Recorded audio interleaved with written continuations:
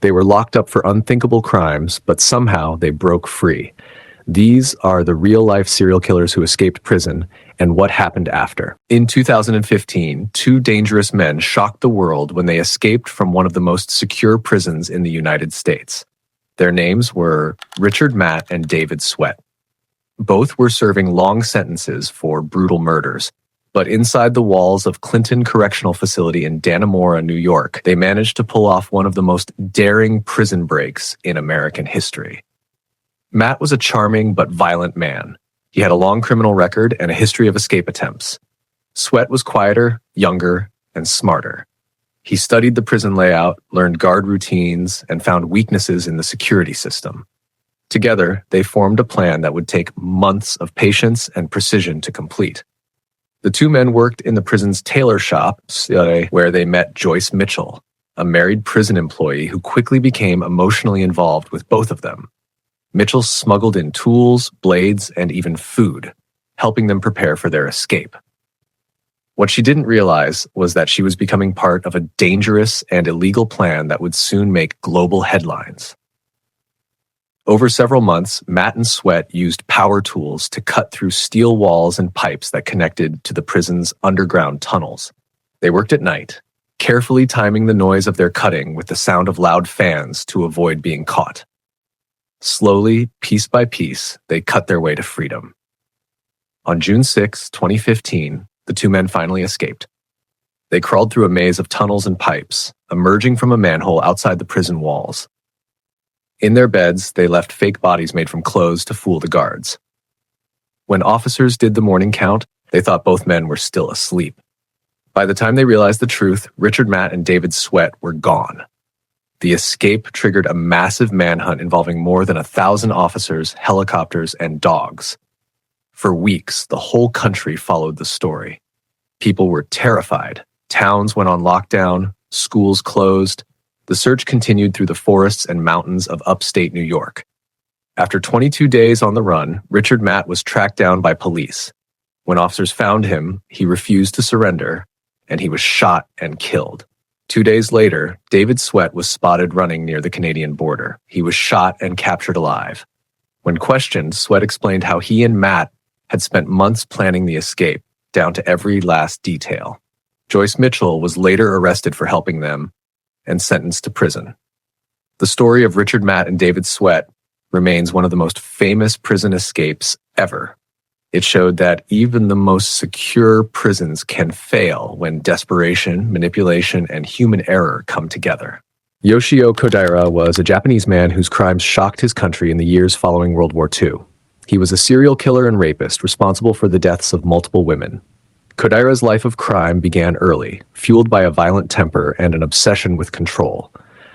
He terrorized communities across Japan, and eventually, law enforcement caught up with him, sentencing him to prison for his horrific crimes. Despite the heavy security, Kodaira proved that even the most dangerous criminals could find ways to escape. While serving time in a military prison, he managed to break free, showing a level of cunning and determination that made authorities nervous. Kodaira's escape was not the result of outside help or bribery.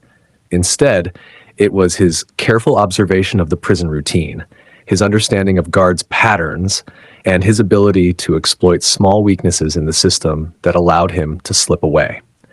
During his time on the run, Kodaira was a dangerous presence.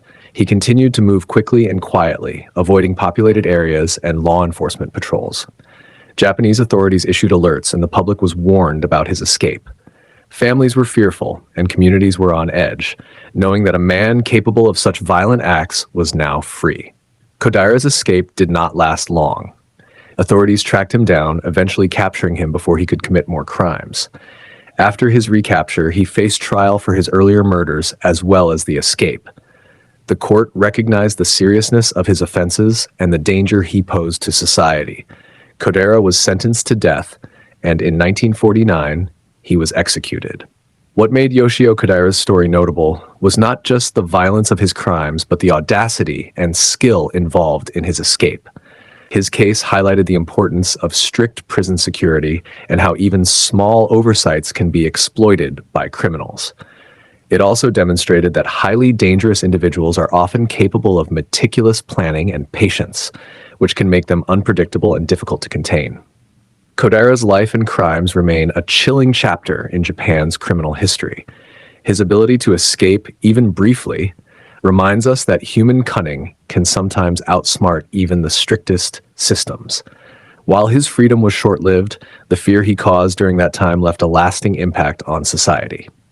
Despite the eventual outcome, the story of Yoshio Kodaira is a testament to the danger that certain individuals pose and the challenges that law enforcement faces in containing them.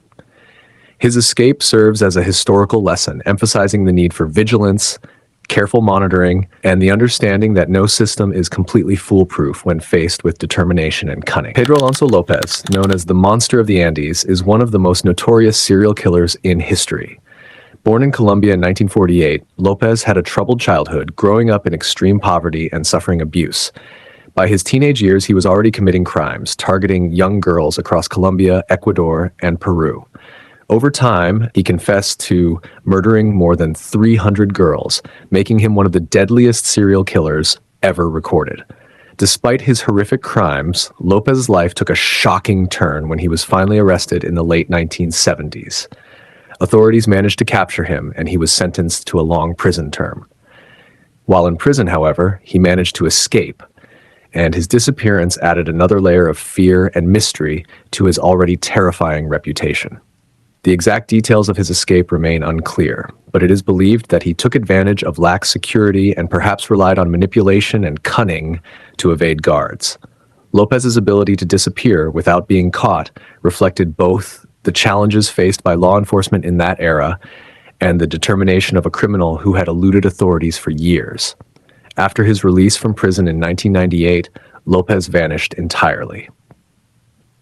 Some reports suggest he may have returned to Colombia, but no one knows for certain. His disappearance has left authorities and the public wondering whether he continued his crimes or simply faded into anonymity. The fact that someone with such a violent history could walk free once again is a chilling reminder of how dangerous and unpredictable human behavior can be. Lopez's story is not just about his crimes, but also about the failures of the prison system and society's struggle to contain individuals capable of extreme violence. His ability to escape, combined with his eventual release, shows how even the most notorious criminals can find ways to slip through the cracks, leaving communities in fear and authorities frustrated. What makes Pedro Alonso López's case particularly terrifying is the sheer scale of his crimes and the randomness with which he selected his victims. His life was marked by a series of escapes from society, from law enforcement, and from the systems designed to protect people from him. Each step of his life demonstrated a chilling combination of intelligence, manipulation, and complete disregard for human life. Even decades later, Lopez remains a figure of fear and fascination. His story has been studied by criminologists and psychologists seeking to understand the mind of someone capable of such atrocities.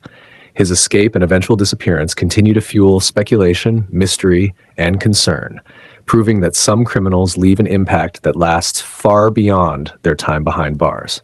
Pedro Alonso López's life is a dark chapter in criminal history.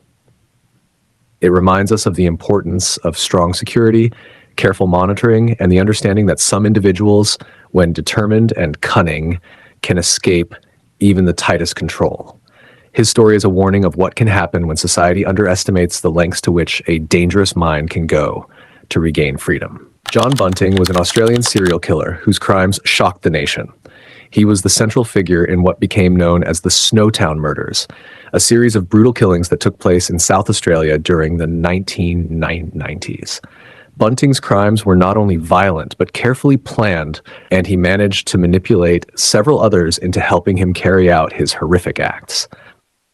While serving time for his crimes, Bunting attempted to escape from prison. His plan was detailed and well thought out, demonstrating the same calculating nature he had shown in his earlier criminal activities.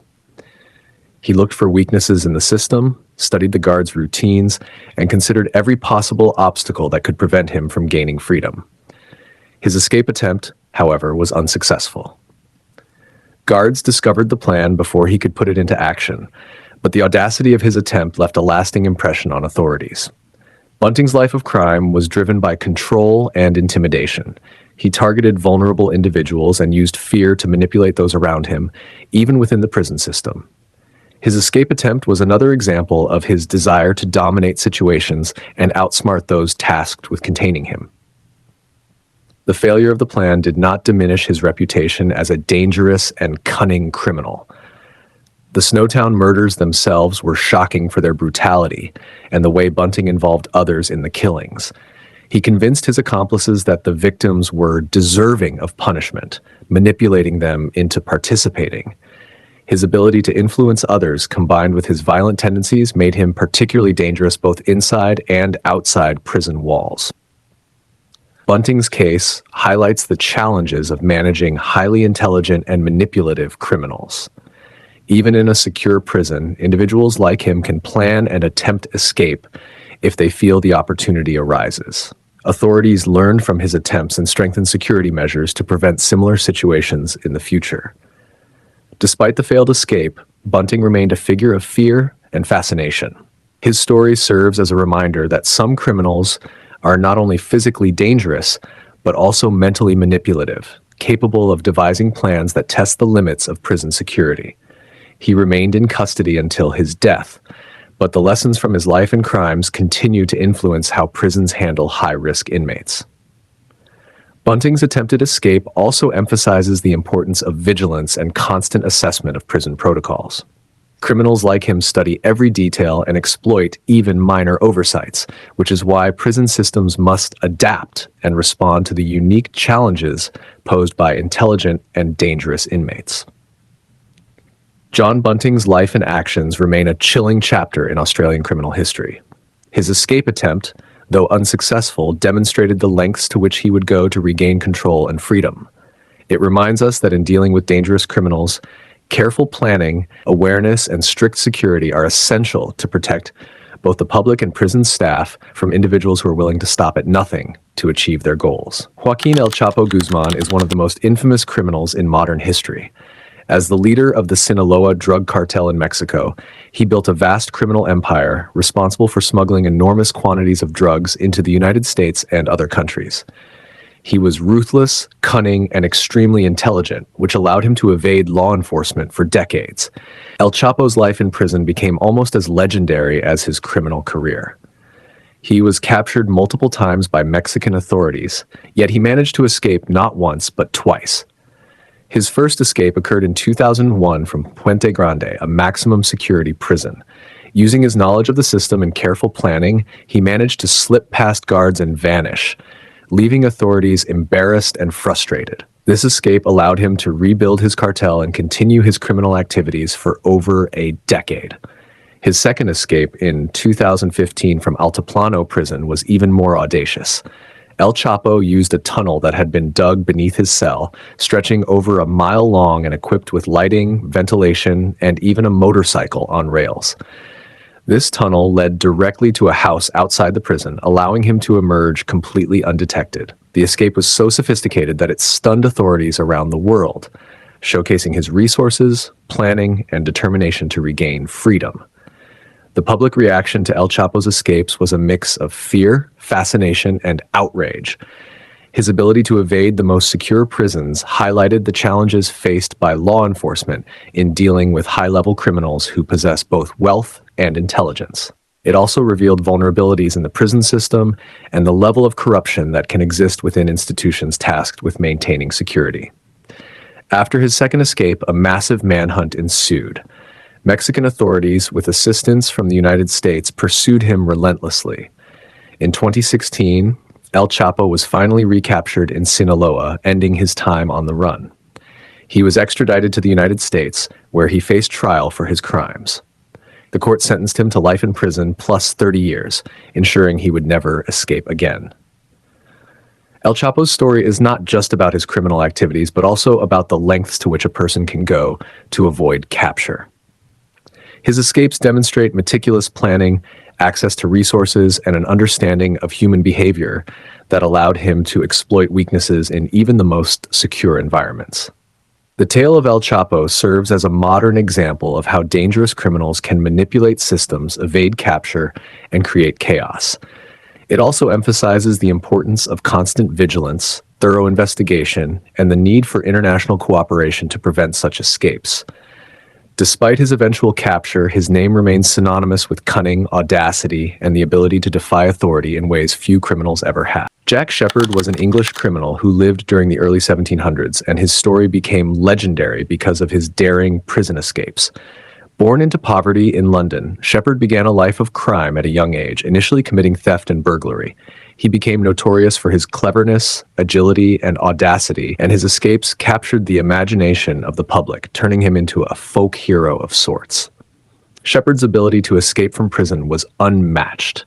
He managed to break out of custody 4 separate times, each escape more daring than the last.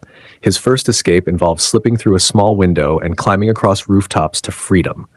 On another occasion, he used bed sheets to scale walls and evade guards, moving with remarkable speed and precision.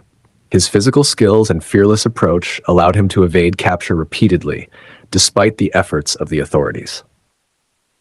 What made Sheppard so remarkable was not only his physical ability, but also his ingenuity. He studied the prisons where he was held, learning the routines of guards and identifying weaknesses in locks, windows, and walls. Every escape required careful planning, timing, and a deep understanding of human behavior. He often relied on the element of surprise, exploiting moments when guards were distracted or routines were predictable. During his time on the run, Sheppard became a public sensation. Newspapers reported on his escapes, and people followed his movements with fascination. Many admired his cleverness, viewing him as a symbol of resistance against authority, while others recognized the danger he posed as a skilled criminal. His escapes were not only physical feats, but also challenges to the justice system of the time, highlighting the vulnerabilities in even the most secure prisons. Despite his fame, Sheppard's life of crime eventually caught up with him. After his final capture, he was sentenced to death.